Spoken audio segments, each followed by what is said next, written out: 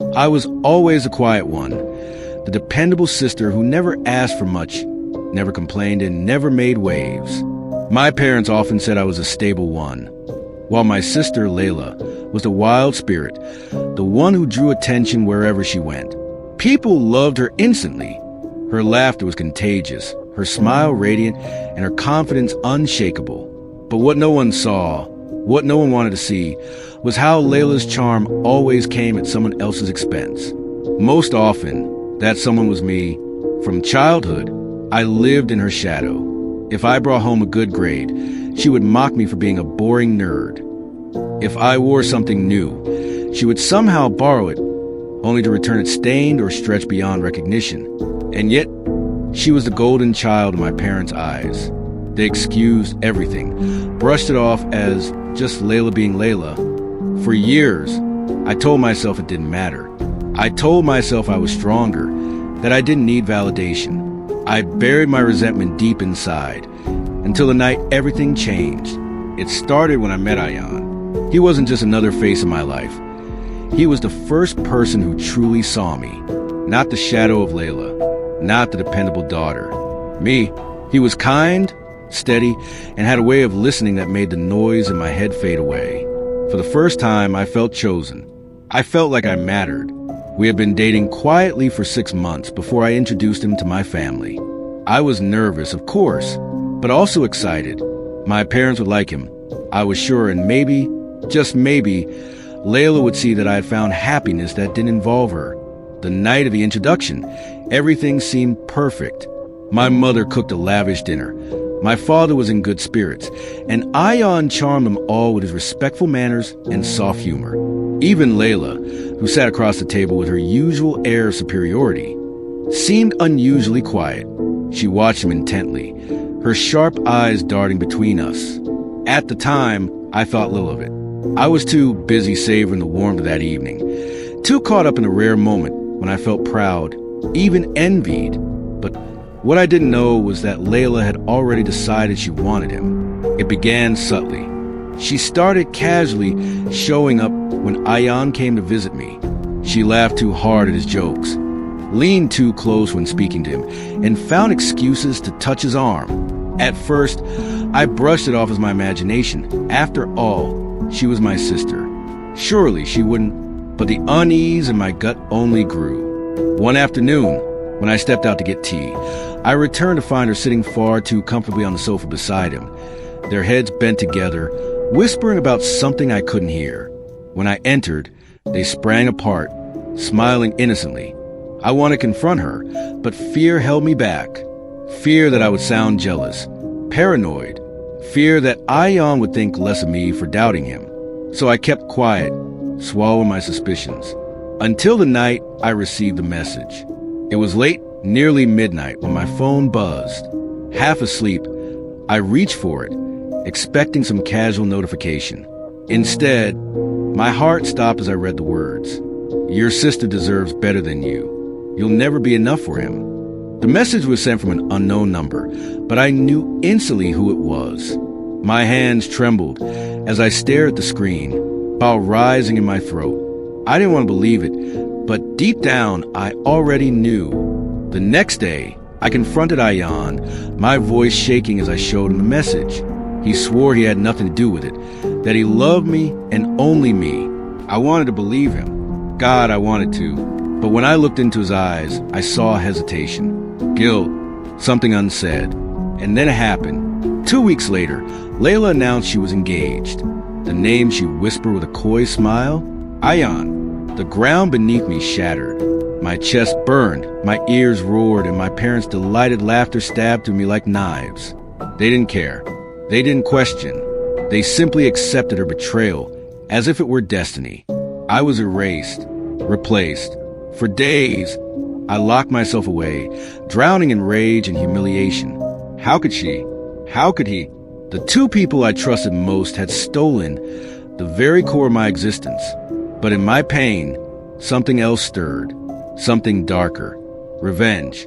If Layla wanted to take my life, I would make sure she paid for it. Piece by piece. Smile by smile. I would wait, I would watch, and I would strike when she least expected it.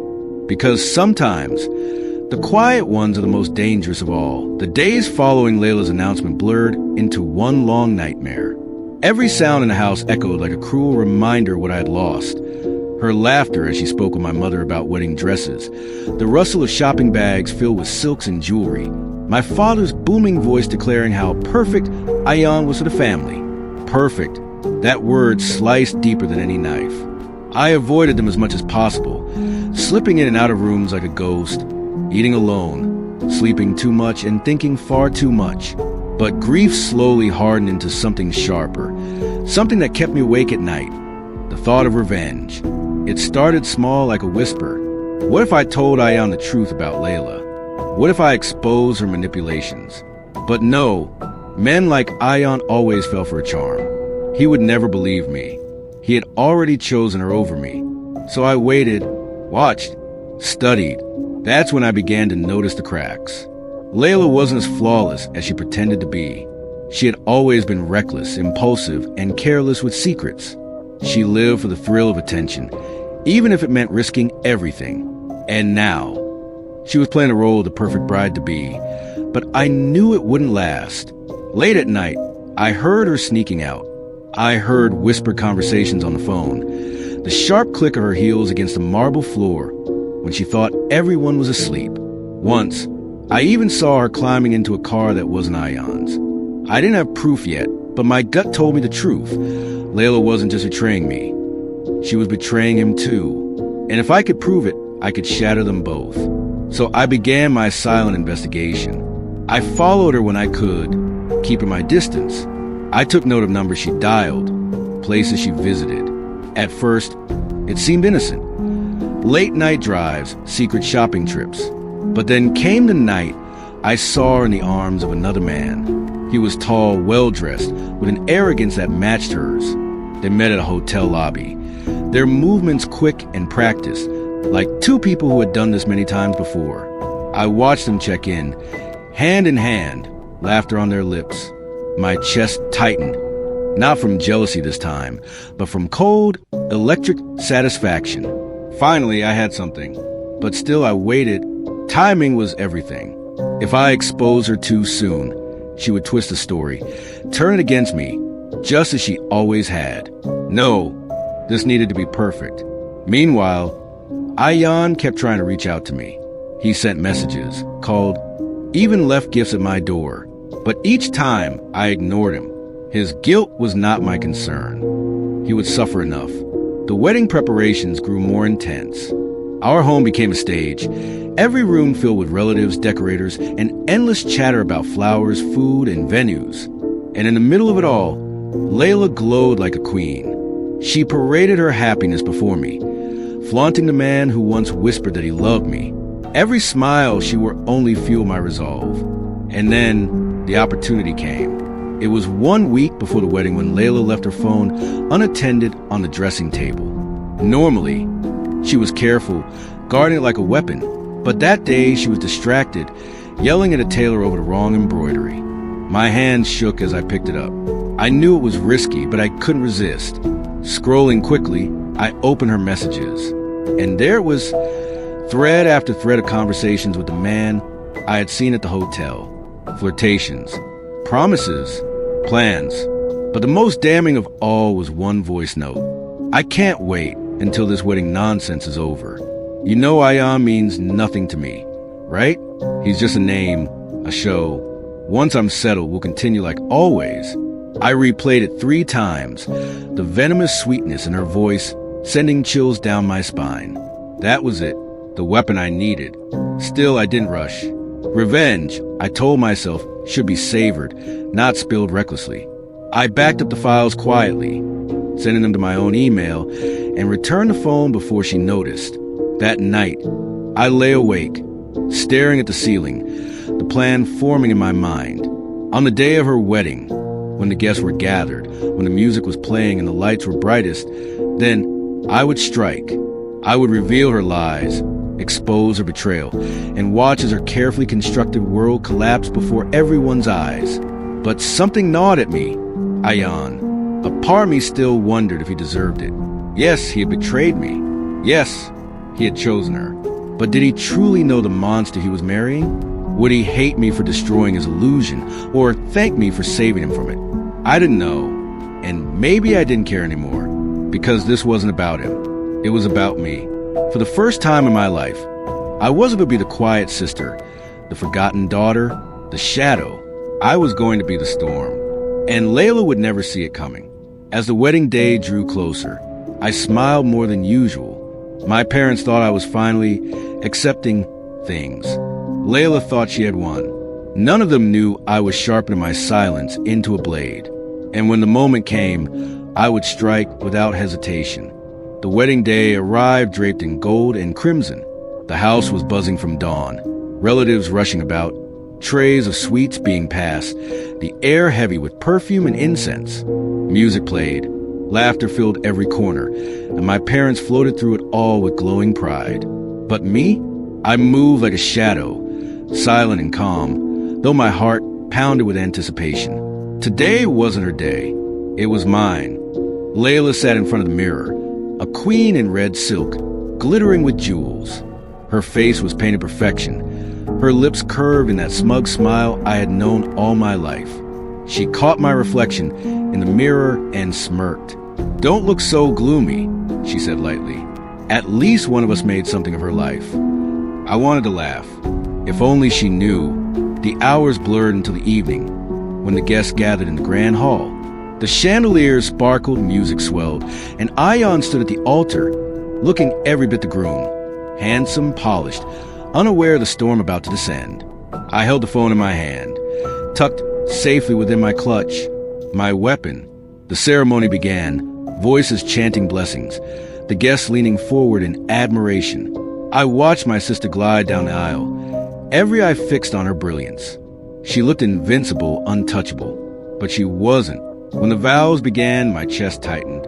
My palms were damp, my heart racing. This was it. The moment. I stepped forward. "Stop." The word cut through the music like a blade. The room fell silent, all heads turning toward me.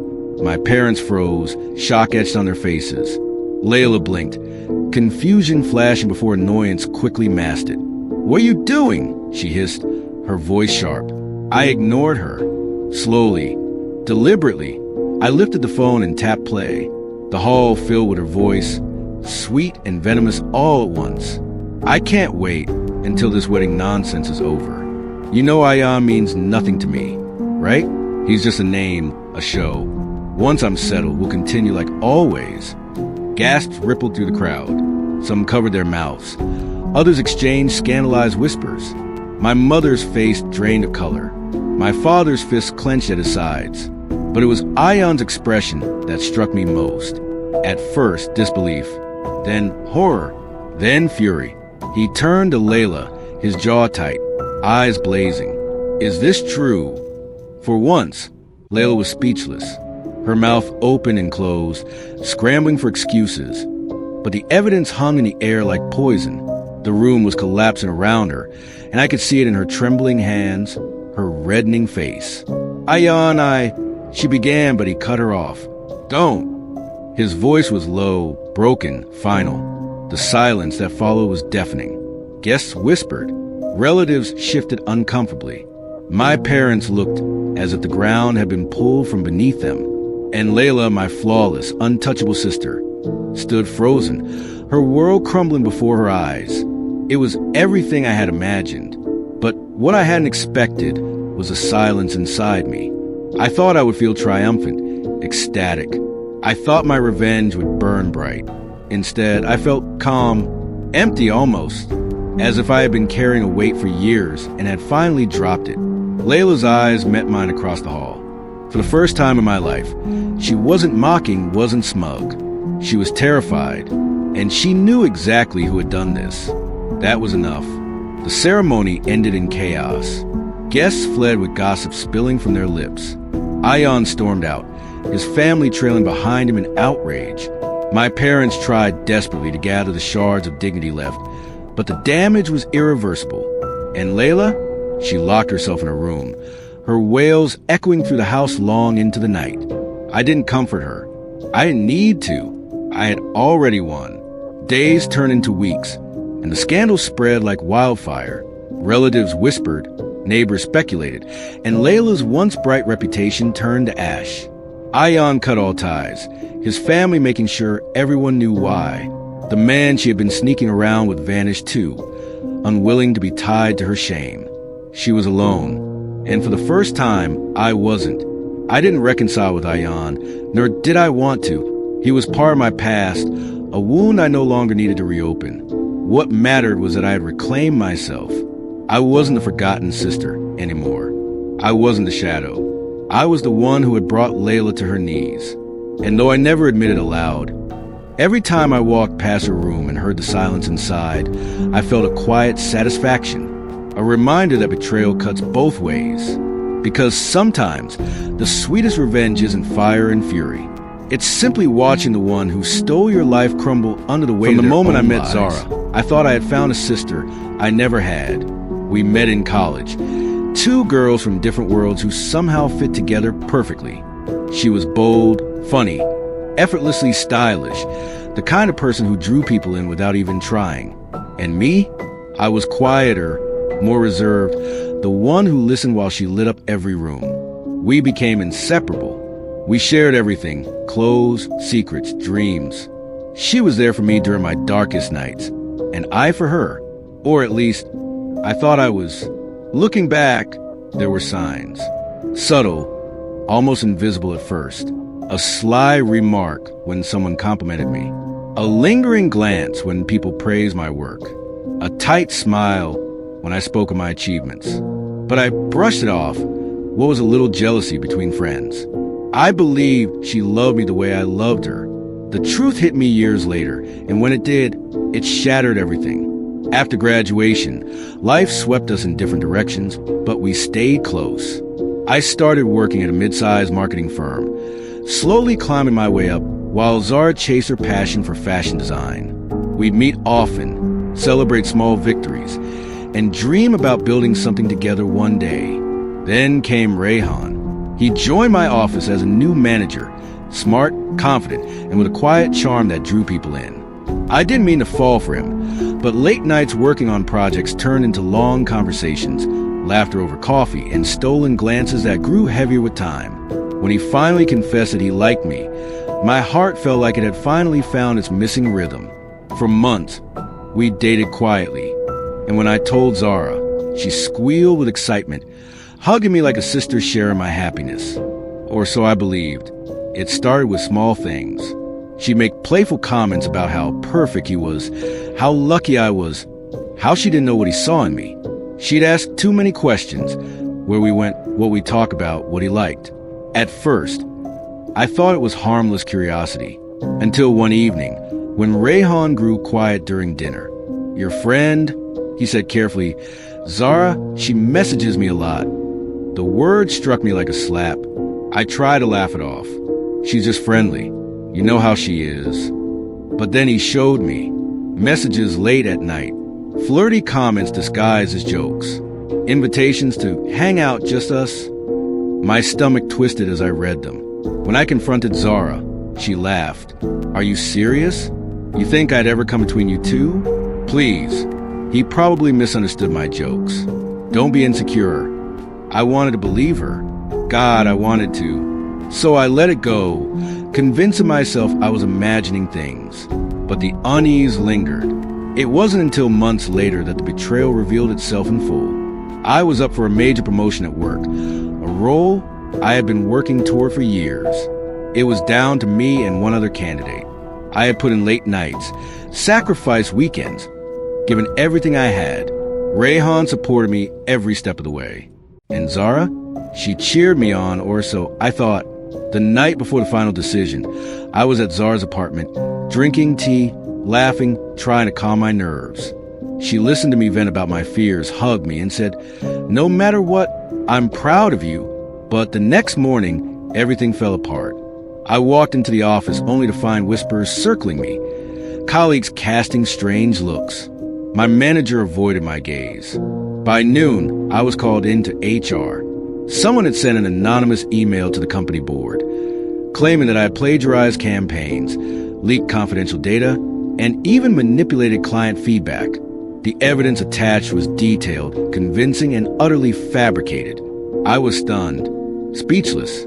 I denied everything, but the damage was done. The board suspended me while they investigated. The promotion slipped away, and with it, my reputation. I stumbled out of the office that evening, numb, my world crumbling. And as I sat in my car, my phone buzzed with a message. It was from an unknown number, but the words froze my blood. Now let's see if Rayhan still thinks you're so perfect. My breath caught. My fingers trembled. I knew that tone, that style, that venom. It was Zara, the friend who held my hand during sleepless nights. The friend who promised she had my back. The friend who knew all my secrets. She had orchestrated everything. I wanted to scream, cry, collapse, but instead, something else took root, something sharp. This wasn't just betrayal. This was war. And if she wanted to destroy me, she had no idea what I was capable of when I had nothing left to lose. The moment I realized Zara had set me up, something inside me snapped.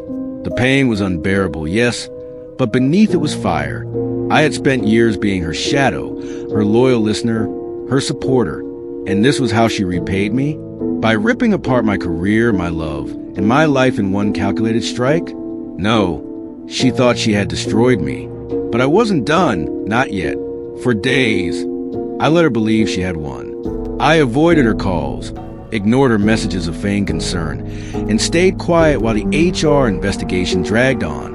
Rayhan stood by me at first, assuring me it would all blow over. But doubt began to creep into his eyes. The weight of rumors is heavy, and Zara knew it. That's when I noticed something chilling. Rayhan was pulling away.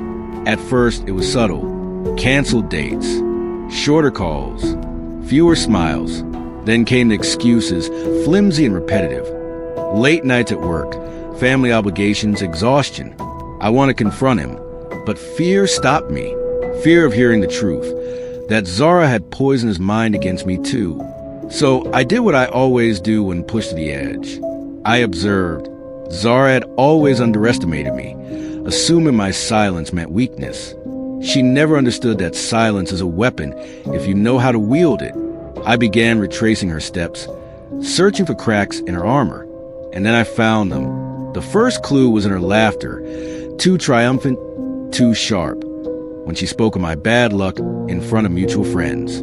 The second was a folder on her desk at the boutique she had recently opened. I visited one evening under the guise of catching up. While she busied herself with a customer, I wandered around, feigning admiration for her designs, until my eyes landed on a partially open drawer. Inside, I glimpsed printed documents, screenshots of my emails, doctor spreadsheets, fake client feedback forms. She had kept copies, proof of her lies. I slipped one paper into my bag before she returned. My hands trembled as I read it later that night. It was undeniable evidence. That was when the idea formed. I wouldn't just confront her. I wouldn't scream or cry or demand answers like she expected. No, I would let her unravel herself. I would set the stage so perfectly that she would expose her own treachery, and there would be no escape. But to do that, I needed patience, and Rayhan, the next time I saw him, I watched him carefully. His eyes wouldn't meet mine. His phone buzzed constantly. And when he left the room, I noticed a message flash across his screen. It was from Zara. Don't worry, she'll be out of the picture soon. My stomach turned, but my mind sharpened, so this was her game. She didn't just want to ruin me. She wanted him too. I leaned back, letting the truth sink in. She hadn't stolen my job for the sake of ambition. She hadn't destroyed my reputation for fun. No, this was personal. She wanted my life. Fine. If she wanted a war over my career, my love, and my dignity, I would give her one she would never forget. The first step was to rebuild trust with Rayhan, not by pleading, but by planting doubt about Zara. One evening, I asked him softly, "Do you ever wonder why she's always around? Why she knows so much about us?" He frowned, defensive at first, but I let silence do its work. Silence is heavy. It forces people to fill it with their own fears. The second step was to collect more proof. Every visit to her boutique, every careless word she dropped, Every file I could access. I gathered it all. Slowly, my folder of evidence grew until I had enough to bury her. But still I waited. I wanted the perfect moment. That moment came faster than I expected. Zara invited me to a dinner she was hosting, celebrating the success of her boutique. At first, I refused, but then I realized it was a stage I needed. She would be surrounded by friends, acquaintances, even some of my colleagues. It was the perfect place to expose her. The night of the dinner, I dressed carefully, not too flashy, but confident. I walked into that room with my head high, my smile calm. She didn't know what was coming. Zara greeted me with false sweetness, kissing my cheek and whispering, "I'm glad you came. I was worried you'd still be sulking." I smiled back. Why would I? Tonight is about you. Her eyes gleamed, thinking she had broken me completely. But as I watched her laugh, toast, and revel in her stolen spotlight, I knew tonight would be her undoing. I just had to choose the right moment to strike. The dinner was staged like a victory parade for Zara. Fairy lights draped across the hall. Golden cutlery shimmered under chandeliers. And every guest seemed to orbit around her like she was the sun itself. She basked in it, radiant, untouchable, exactly how she wanted the world to see her. But beneath her perfect smile, I saw the truth. I knew her secrets. And tonight, so would everyone else. Rayhan arrived late, slipping into the seat beside me. He looked tense, distracted, his eyes darting towards Zara more than toward me. I swallowed the lump in my throat. For months, I had watched him drift, pulled slowly into her orbit. But tonight, I would sever that pull forever. The evening dragged on with endless toasts and laughter. Zara raised her glass, her words dripping with pride. This boutique is proof that if you work hard and stay loyal to your dreams, success follows. I almost laughed aloud at the irony. Loyal, Zara had built her empire on betrayal, and tonight I would strip it bare. When applause faded, I rose slowly to my feet. "A toast," I said, my voice steady but sharp enough to slice through the room's noise. Dozens of eyes turned to me. Zara's smile faltered, just slightly. To loyalty, I began, my gaze fixed on hers. To honesty, to friends who build each other up instead of tearing each other down. A murmur rippled through the guests. Zara laughed too loudly. "Beautiful words, darling. You've always been dramatic." I smiled, and yet, sometimes drama is nothing but the truth revealed. I reached into my clutch, pulling out a small USB drive. I have something to share tonight. A story, if you will, about betrayal, lies, and ambition that crosses every boundary. The projector behind us flickered to life. Gasps echoed as the screen lit up. Not with slides of Zara's designs, but with screenshots, emails, falsified documents. The same ones she had used to ruin me. Each page scrolled slowly, her manipulations displayed in cold, undeniable detail. The room erupted in whispers. Colleagues who had doubted me leaned forward, jaws tight. Friends stared at Zara in disbelief, her face drained of color. This is fake," she stammered, her eyes wide, darting from me to the screen. I tilted my head, calm. "Is it? Because I found these in your boutique, in your own drawer." Before she could reply, the next slide played, an audio recording. Her voice filled the hall, dripping with malice. "She's pathetic. She doesn't even see what's happening. By the time I'm done, Rayhan will be mine, and her career will be ashes." The silence that followed was deafening. Every guest heard it. Every word sealed her fate. Zara lunged toward me, her mask slipping. "You planned this. You set me up." I stepped back, unflinching. "No, Zara, you did this to yourself. I just showed everyone who you really are." Rayhan rose from his seat, his face pale, his fists clenched. His voice was quiet but deadly. "You tried to destroy her, and you tried to manipulate me." He shook his head, disgust twisting his features. "You make me sick." Zara froze, her bravado crumbling. She looked around desperately, but there were no sympathetic faces left, no one to defend her. She was alone. The whispers grew into condemnation. Guests stood, some leaving in disgust, others glaring at her with cold eyes. The empire she had built on lies collapsed in a single night. I gathered my things calmly, the weight lifting off my shoulders with every step. I had nothing more to prove.